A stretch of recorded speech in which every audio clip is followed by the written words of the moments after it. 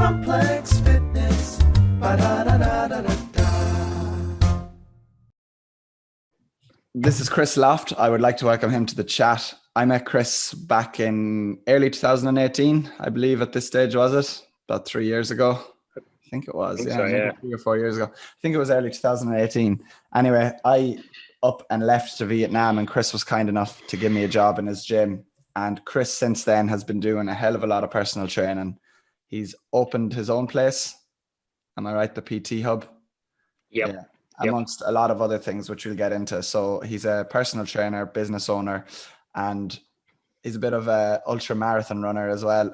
He does a lot of mountain trails, marathon. Don't go that far. No, he does quite a lot of disgusting mountain runs, and mountain runs in Vietnam are much different to Ireland. They're actually steep. They're real mountains.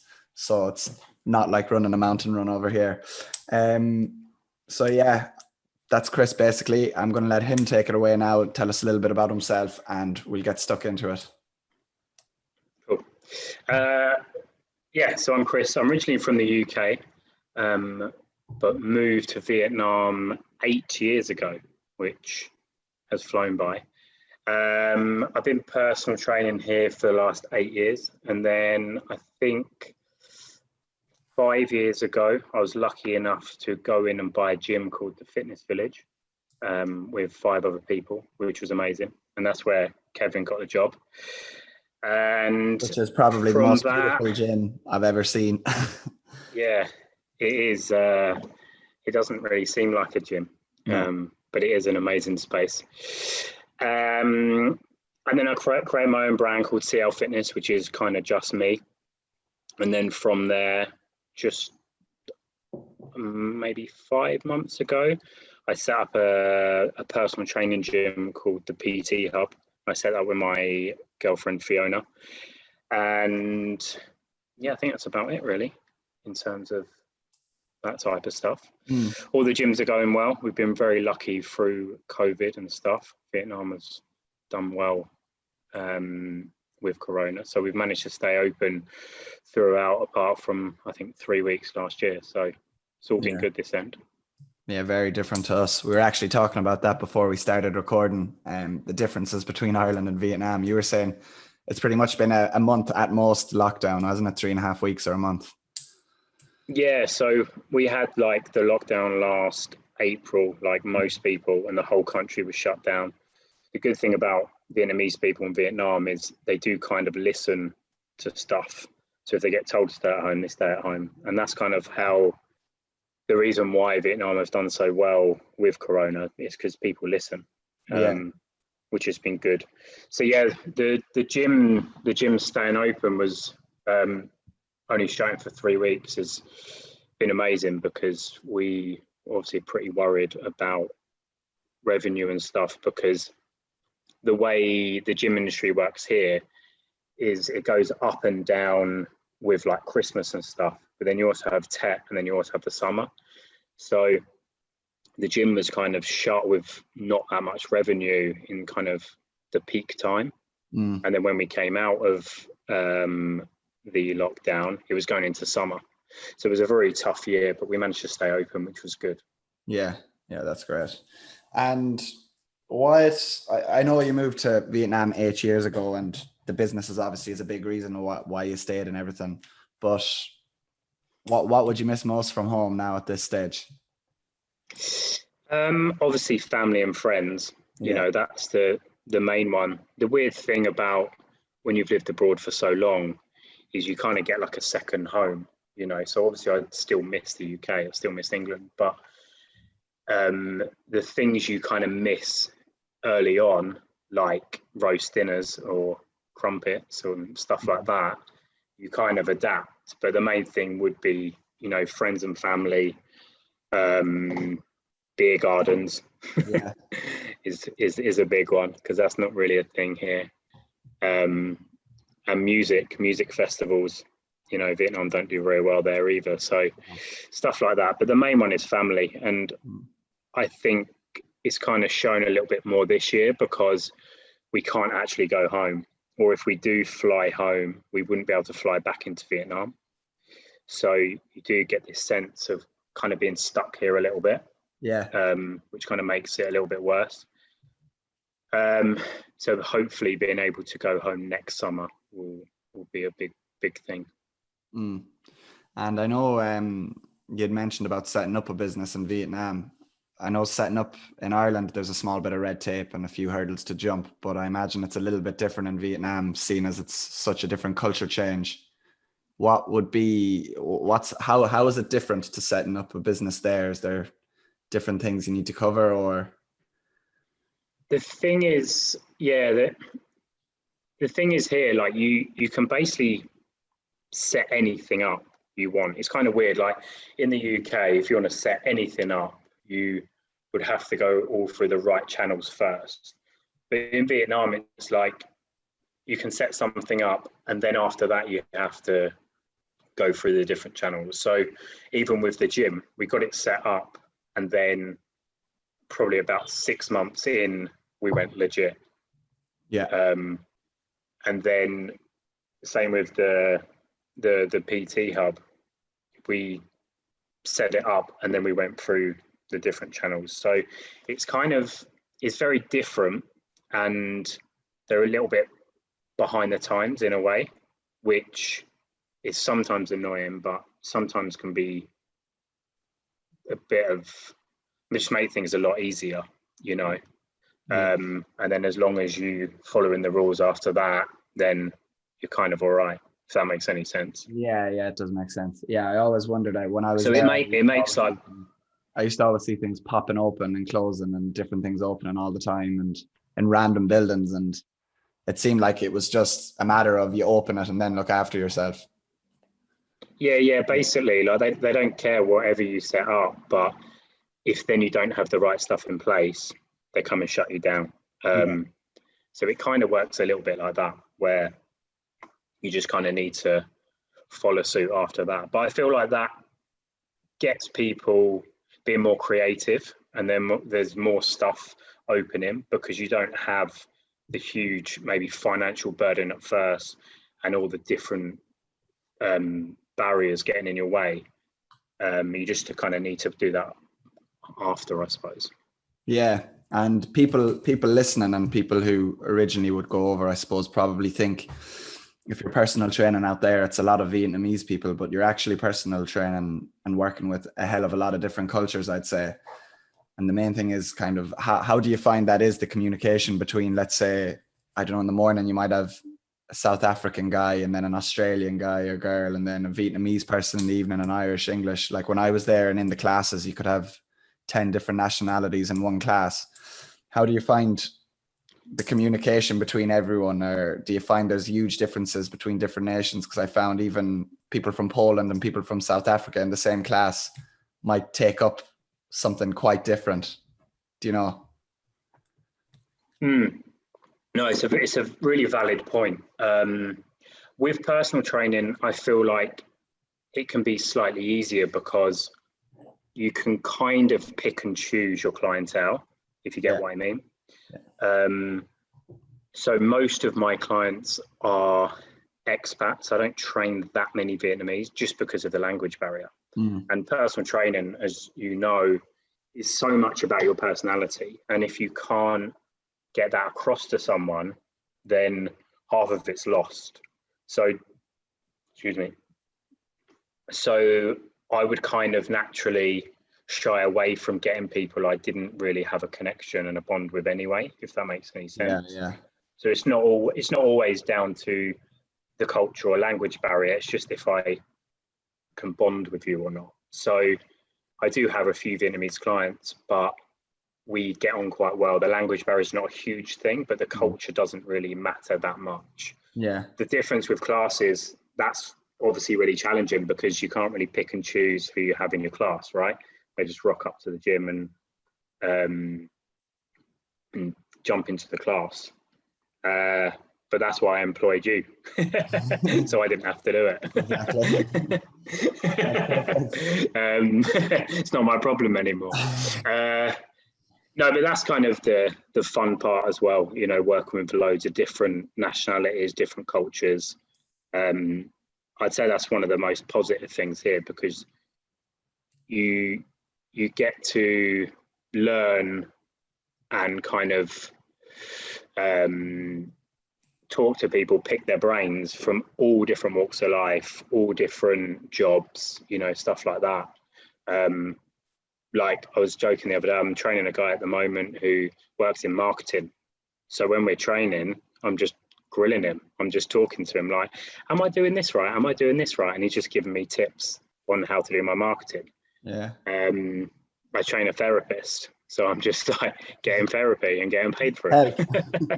You know, so I like, that's the best thing about training, just so many random, you know, people from all sorts of cultures and nationalities.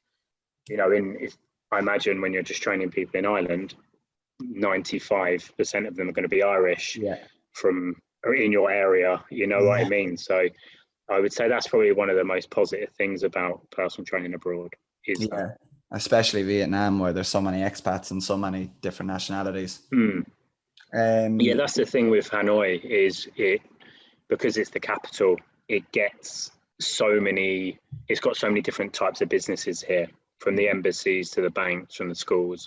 So yeah, you're getting all kinds, which is good. Perfect. And I meant to congratulate you on selling out your third retreat. Am I right? Is it the third one? Yes. Yeah. One of those. Yeah, it's the third official one. I did try and do one many years ago, but it was a bit of a shit show, so we won't go into that one. But yeah, so our concept with the retreats is to just take a group of 15, 20 people, do a lot of fitness stuff, do some nutrition talks, a few kind of group challenges, that type of stuff, but take people to a really beautiful place, a beautiful location. And the great thing about northern Vietnam, as you probably know, is the scenery and stuff is just amazing. It's mind-blowing. So what we want to be able to do is just blow people's mind without really doing too much, if you get what I mean. And then what we do obviously just adds to it. So then we can't lose, you know. We could do a shit job and everyone will still be happy. But so yeah, that's our main thing, is to just go to the most beautiful places. And if you've seen the pictures, you'll probably agree. Yeah, they're lovely. Yeah. And the nutrition talks as well. I know you were saying you give them at the retreats. You did a few of those in Hanoi, and I thought they're probably of huge benefit to people because the difference, the food in Hanoi, first of all, if you're someone who likes to use MyFitnessPal, you're not going to be able to use it as accurately in Hanoi unless you're cooking everything. Yeah. And the chances of you cooking everything are quite slim, I suppose, seeing as a lot of houses that expats would have wouldn't even have an oven or may have a hob, you know. So I thought your nutrition detail was very, very good. The way you included things like a banh mi or the Vietnamese coffee and different things. What would you say has been the most successful way of someone who's tracking their food in Vietnam without getting caught up in it? Yeah, so it is definitely a tricky one,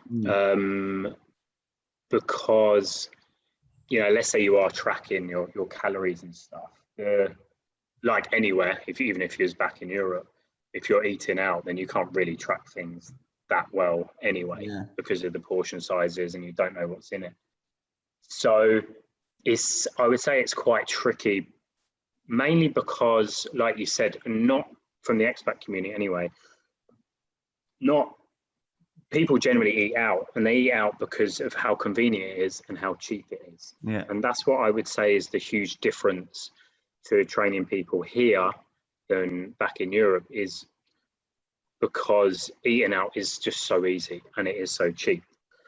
You know, you can get a lunch for a pound and a beer for 20k. You know, if you're back in London, you would probably shy away from eating out and cook at home because it's cheaper.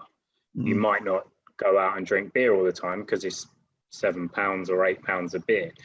The thing is, there's no barrier here with eating out because it's so cheap, and generally people earn all right money from the expat side anyway. So I would say that's the hardest thing. But I get asked this question so much with, you know, how do you eat healthy in Hanoi? And it's exactly the same as how do you eat healthy anywhere in the world.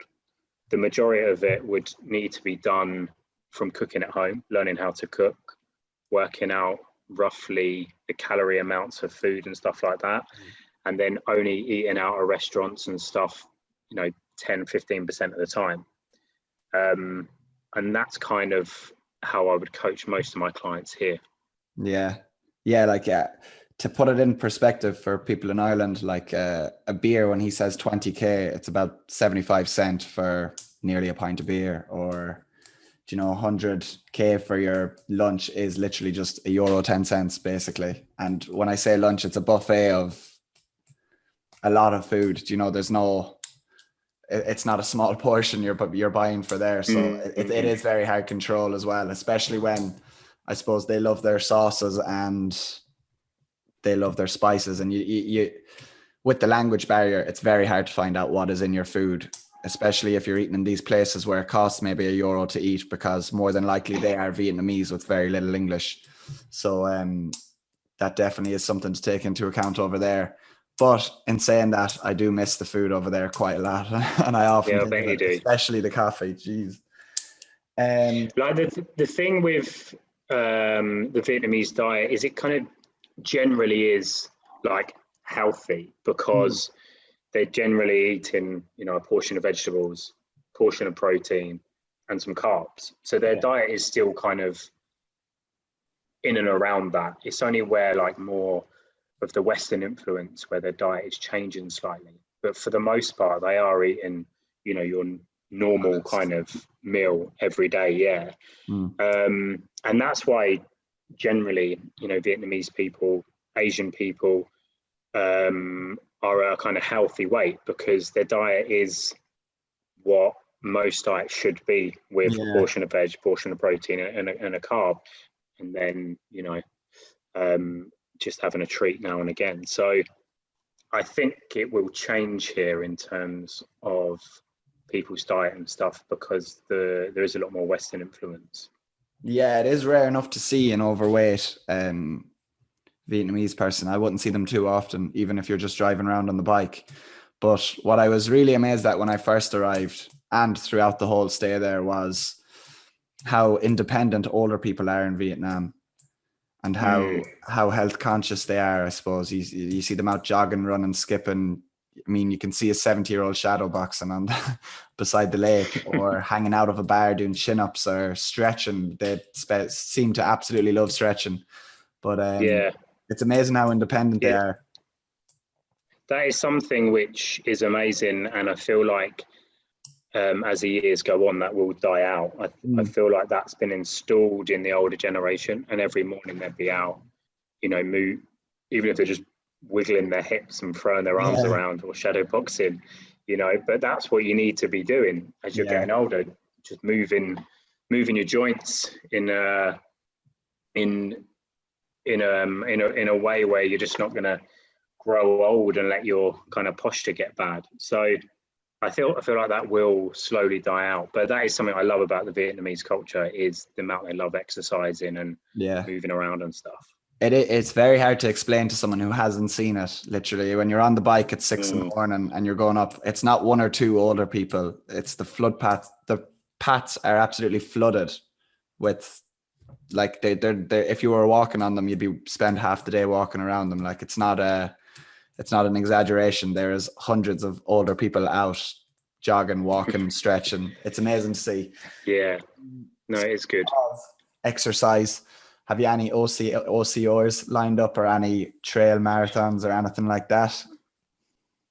So the OCR runs, the mud runs, the Tough Mudder type stuff, kind of stopped in Vietnam for a bit. The company who used to put them on lost their sponsorship with Red Bull.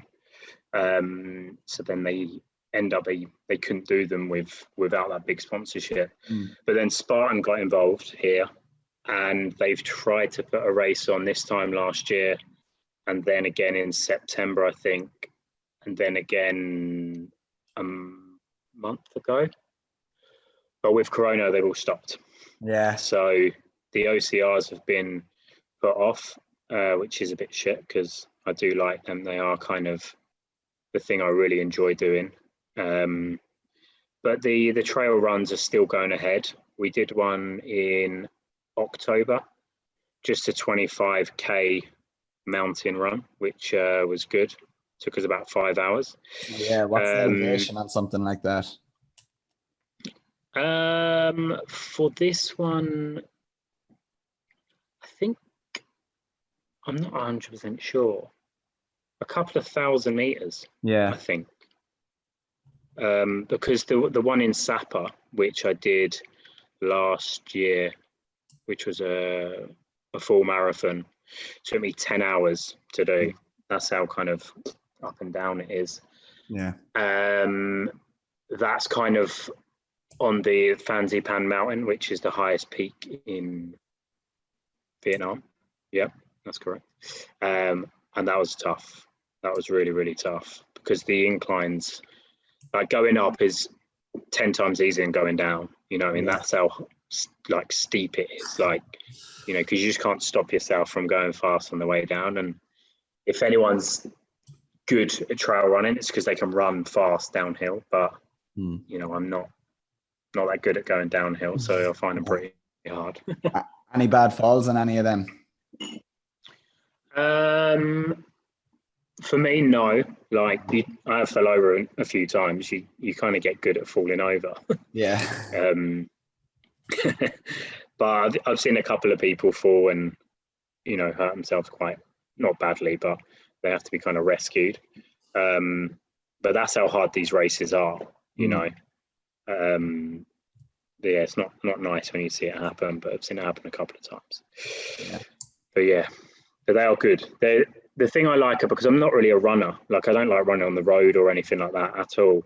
I'd shy away from running as much as I can, but the trail runs are just different. They're more of a test. You know, it doesn't really matter how long it takes you. Just getting from A to B becomes like a bit of a survival mission in itself. So that's what I kind of like about it.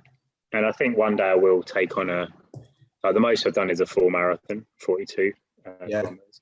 I'd like to maybe go up to 70 or even 100. Yeah. The scenery definitely helps on those runs. Yeah, for sure. Like it is just the most beautiful thing ever. And because you travel such a big distance, you can get kind of in the middle of nowhere. Do you know what I mean? Like there's no access to anything. Like it's just you on a mountain. Yeah. Which is amazing. Yeah. I remember I actually have, I don't know why I always think of this, but I have a vivid enough memory. It's every time I go out on a long run outside, I always think of one morning I was in Kappa and I got up, we had some tour on and I got up for a little jog beforehand. And I just remember I nearly got hit, I'd say 3 or 4 times because I spent the whole run just with my head up looking left and right. I couldn't believe it. Like I remember on my way back from a run, there were like 3 monkeys on the road and a local fella stopped and he pointed at a stick in the road and he was like, pick that up. He goes, don't hit, just brake. And I was like, oh shit. So I just remember standing there waiting for the monkeys to pass. I'd say I waited about 10 minutes. It was on a really bad uphill. I can remember it so vividly in my head. It was on a really bad uphill. But at the same time, it's probably one of my happier memories out on a run, just being surrounded by so many greens and everything. And then these monkeys. Yeah. It was amazing. It's brilliant. It's different running like out. It's very different. Yeah, for sure. Like I'm running in Hanoi is chaos. Not very nice because it is just a busy, not horrible. That's not the way to describe it, but it is a busy city. So to go running, it's not that enjoyable. No. So getting out to the mountains, which are about 45 minutes away in Sok Son, is just beautiful. And I feel like the run's nice, but to be able to just switch off and be in nature is something which there's not huge amounts in Hanoi like that. So that's pretty special. How do you train for a mountain run? So do you do most of that on a treadmill, seeing as Hanoi is so busy? Yeah, good question. It's a tough one because Hanoi is the flattest city ever. Like there's no hills at all. There's, a couple of small inclines for like 50 meters. And so it's actually quite difficult. So with my training, I would do most of it just on the flat because you have to. Then I would use a treadmill. And even if you're just cranking the incline up on a treadmill and just power walking, because in the mountain runs, that's what you're doing a lot of the time anyway. It's just stomping up a hill. You're not always running. You can't really run up the inclines like this. No. So even if I'm personal training someone for a run, we work on that type of thing where you are just going up a big incline or getting on the stepper in the gym, or even using like a cross trainer on a high resistance, stuff like that. Yeah. And then when people can get them up to socks on, which I said is 45 to 60 minutes away, and then you can do a bit of trail running there. If someone can't get up onto the trails, then even using like stairs, like there's plenty of big buildings in Hanoi, and you can just get up on the stairs, move up and down the stairs, to really kind of get your legs conditioned for that incline, because that's the hard bit, and then come back down the stairs and vice versa. Yeah. However hard it is to train for going up a hill, it's very hard to train coming down. Yeah. That's what I mean. So even if you're on a treadmill constantly going up, the downs are always going to be harder.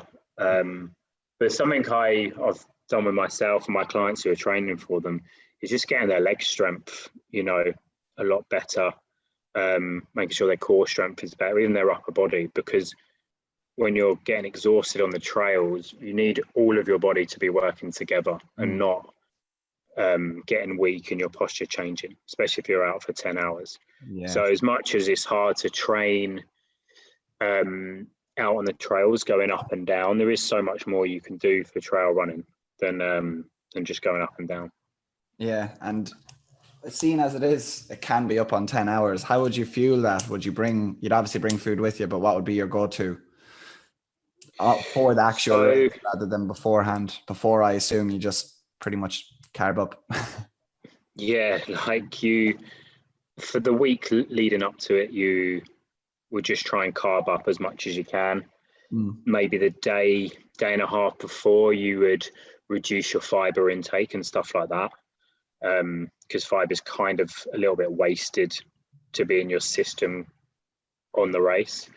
So you would kind of get rid of that, just have some big carby meals, and then on the morning of, I would go for a huge bowl of oats with some honey.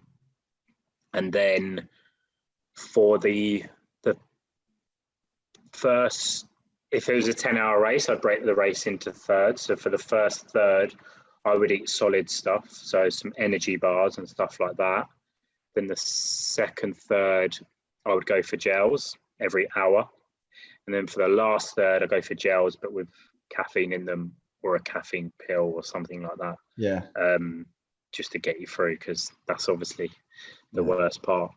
And then taking on water and electrolytes as well throughout the race, obviously, because obviously it can get quite hot as well. So your hydration is key. Yeah, of course. Yeah, you'd be dehydrated regardless of running, never mind running and walking for 10 hours. Yeah. Especially up north. The sun is a little bit different than in Hanoi. Yeah. The next one I wanted to talk about was, I saw you and Fiona were doing some work with Blue Dragon charity, and I know a lot of the lads, my friends over there, still have done some work with them. So basically, if you want to run over exactly what you were doing, what the charity is about, and give us some details on that. So yeah, Blue Dragon is a charity for disadvantaged children. And they've been going, I'm not 100% sure, but quite a few years, and they've done some amazing things. And the reason why we kind of got onto them is one of my friends ran from Hanoi to Saigon, which is 2,400 kilometers. So it makes my my marathon look a bit shit. Oh shit! But yeah, so she her for some of that run, that was only a year or two ago, wasn't it? Say that again. Did you join her for some of that run actually? Yeah. So I've never seen it. Yeah, so that's how I've always known about Blue Dragon, but I hadn't really done any stuff with them. And then Naomi just inspired me So yeah, she ran from Hanoi to Saigon. I think she ran about 30 Ks a day for however many months that was, like 3 months. Yeah. So me and Fiona both said, why don't we go and do some work with them? So we went down, had a chat with them, and they've got a small gym on their facility, which they've got a few like in-house personal trainers who help train the children, or and just help the children train and the other staff, but their kind of training's not that good. So we went down there, I think for 2 months, once a week, and basically trained their personal trainers and give them some tips on, how to squat, how to hinge, how to push and pull and stuff like that. And then they can carry that skill on and coach the children a bit more. And then we've done a few fundraisers and stuff like that as well. Yeah. So personal training, the personal trainers, I believe you've PT'd a few PTs at this stage, have you? A few. Yeah. A few. A lot of the people who come on at the fitness village need a little bit of help and stuff like that. So it's always good to help them. So yeah, it's good. Yeah. Do you ever think that'll be something you get into? I wonder, is there an avenue for it in Vietnam, or it's probably a bit different? Yeah. The thing is, with the fitness industry in Vietnam, it's very, very, very different to our fitness industry, let's say. It kind of reminds me of the fitness industry in England like 25 years ago. Yeah. So it's a little bit different, and the personal training style here is just a little bit odd, if you ask me. So to get in and do work with the Vietnamese side of things, I think wouldn't really be what they want just yet. No. And I've kind of offered my services to a few different people who I've trained, but I just don't think it would work at this point. Maybe the smaller gyms might benefit from it, but the big ones like California Fitness and Elite, they do all their in-house training, and I don't think they would benefit that much. No. And there is a lot of gyms in Hanoi, I suppose. They're popping up. Yeah. Center. I believe when I was looking around anyway, and I was looking again lately, just nosing around, you're one of the few, I suppose, Western ran ones. There doesn't, unless I missed out on a few, but I know there's 1, 2, 3. I can think of maybe 3 in your area, including the PT hub and the fitness village, where it would have that affiliation, I suppose, of a Western run one. Definitely. When you was here, I would say we kind of were. That's changed a bit now. Yeah. Because there's a CrossFit one as well, gyms. Isn't there? Yeah, so the CrossFit gym has actually been there, for the last 7 years, I think. And they've just moved to a really nice location. So that's completely Western run. And I'm not huge into CrossFit, but I think it's a pretty good gym. The trainers are pretty good there. Then there's a few kickboxing gyms which are run by foreigners. But apart from that, there's no like actual gym where they do personal training and group fitness like we do at the fitness village. Yeah. But there's a lot more personal trainers around these days, which is good. It's nice for there to be a bit more of a community, because that's something I've kind of missed from the UK. Is there's not really that many fitness people around. So I miss that kind of the chance to either learn from them or even just have a chat about personal training. I sometimes struggle with that a little bit, but so it's quite nice now. You can meet up with a few PTs and discuss stuff, which is good. Yeah. And are you doing any of your personal training? I know you did all of it in the fitness village, but I assume all of it's pretty much in the PT hub now. Is it the sort of one-on-one? Yeah. stuff? Yeah. So I kind of moved. Pardon? Are you still doing any in the fitness village, or is it pretty much mostly PT hub? Yeah, like I've basically do all of it at the PT hub now, Yeah. because it's a lot easier in terms of, because the fitness village is a commercial gym, it can be quite busy, especially the times when people went training. So it can get a bit congested in the gym. So it's just a lot easier for me to just take people to the PT hub, Yeah. where there's only ever me and a client and Fiona and a client in there. Yeah. Most of the time it's just a one-on-one, and the equipment I've got is a bit different at the PT hub compared to the fitness village. So Yeah, I saw that it. made It's things kitted out very nice. Yeah, You it's did a good good. job there. And we're actually opening another PT hub. The building where I rent it, we're going to rent another room. So we've actually got two. Oh, lovely. So that gives us a little bit more opportunity as well. Yeah, that's brilliant. And has that room always been available, or did it just pop up recently and you decided it could be a good idea? No, it's always been available. Where we rent the PT hub, it's in an old hostel. Yeah. So because we haven't actually spoken about this. So the borders are shut in Vietnam. Yeah. So there's no tourists at all, which is a little bit weird because, you know, Hanoi and Vietnam is a huge tourist place. But so no one's flying in. So stuff like hostels and hotels and that have just been empty. So where we rent it, it's an old hostel. So it's actually been empty all along.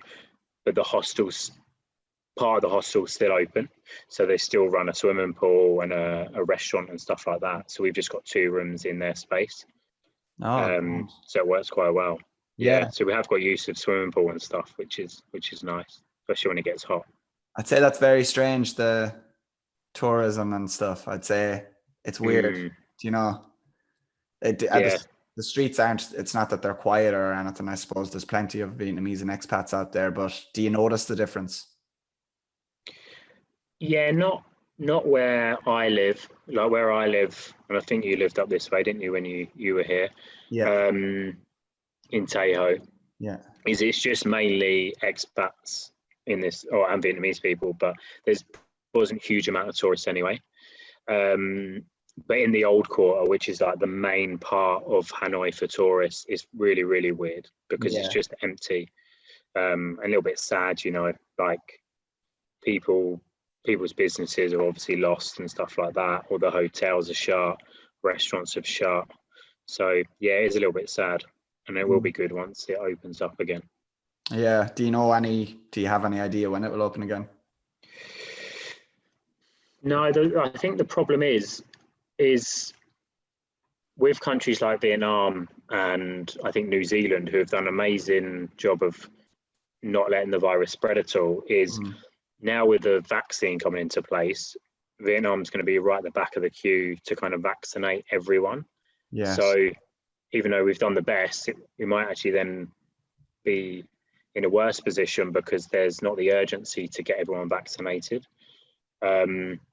So yeah, we're not really sure.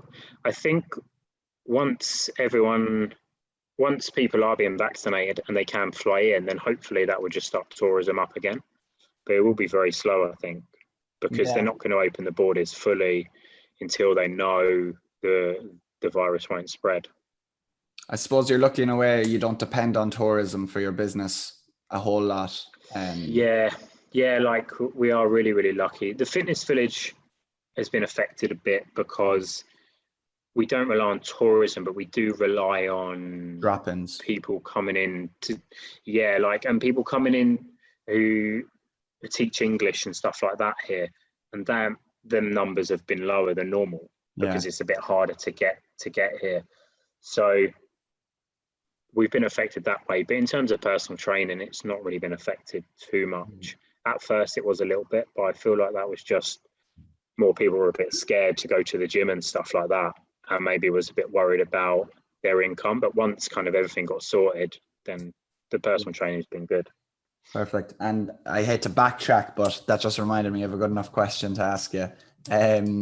When you went over, did you do any English teaching, or when did you realize it wasn't for you, or what was the story there? Did you just go straight into personal training, or were you teaching a bit, training a bit, or how did you go about it? So yeah, I only got yeah, when I got here, I was just visiting a friend. I didn't plan to stay here at all. And before I got here, I messaged him, said, can I personal train there? And he was like, maybe, I'm not really sure. There's a few gyms around. But he was like, you can definitely teach English. And I was like, it's not really for me. But, you know, if that's what it is, then maybe I will. So when I got here, I just put out the feelers for personal training. And in the meantime, one of my friends said she'd get me a couple of hours teaching English. And I was like, well, what do I do? You know, she's like, it's easy. I'm like, all right, cool. So I borrowed a shirt off my mate because I didn't have a shirt or anything. I just had like gym clothes because I'd been in Thailand training and then I came here. So I borrowed a shirt which was a little bit too big for me. I think I even borrowed some chinos off him. And he's 6'2", so it probably didn't look very good. Anyway, so then I rocked up and I ended up teaching English for an hour and a half. And it was awful. I kind of feel sorry for them, you know. And then that was it. And then I picked up a few personal training clients and my English teaching was, behind me. Yeah. But so to answer your question, I did I think 3 hours in total. Okay, not too bad. Yeah. And the personal training, were you training people outside at the start, or did you actually get into a building? And I'd say 8 years ago, it was very different. It was much harder to get into somewhere like that. I suppose it wasn't as,